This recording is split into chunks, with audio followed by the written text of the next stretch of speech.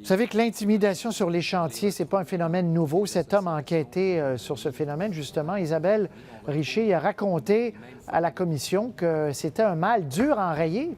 Bien oui, Jean-François Sabourin, qui est cet enquêteur, a recueilli beaucoup d'informations depuis 2009 et jusqu'à récemment. Donc, c'est pas toutes des affaires classées.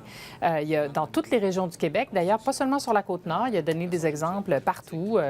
Mais c'est vrai que c'est toujours les mêmes noms qui surgissent. Celui de Bernard Gauthier à Sept-Îles, celui de Michel Bezeau, qui était à Sept-Îles jusqu'à récemment. Il est maintenant dans la région de Montréal. Mais il y a aussi Larry Roy en Gaspésie. Il y en avait un autre au Saguenay. Bref, c'est partout.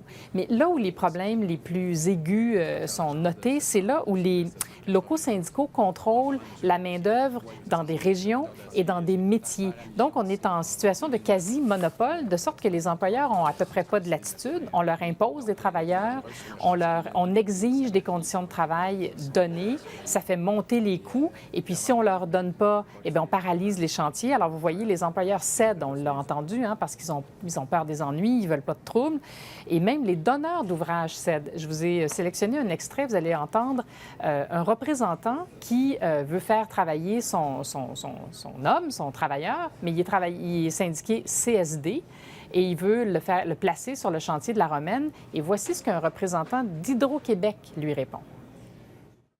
Il y a de la difficulté à référer son membre. Il ne comprend pas pourquoi il y a de la difficulté à référer ses membres. Donc, ce qu'il me rapporte, c'est lors d'une discussion avec un responsable chez Hydro-Québec concernant, dans le fond, le fait qu'il ne peut pas placer son membre.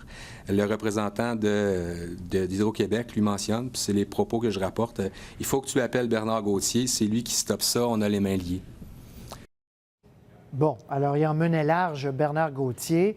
Et justement, ce Bernard Gauthier, dit Rambo, a commenté sur sa page Facebook le témoignage de Normand Pedneau d'hier.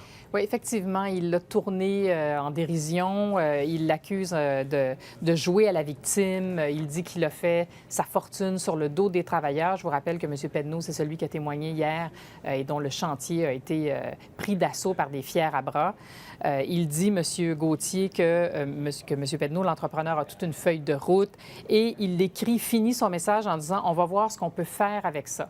Et il reçoit beaucoup d'appui sur son compte Facebook de gens de la région, bien sûr, qui se défendent en disant on veut travailler chez nous, que les travailleurs du Saguenay restent au Saguenay. Alors, on voit qu'il y a aussi un problème de compréhension. Alors, on n'est pas sorti de l'auberge, Patrice. Et non, merci. Je vous en prie. Au revoir. Au revoir.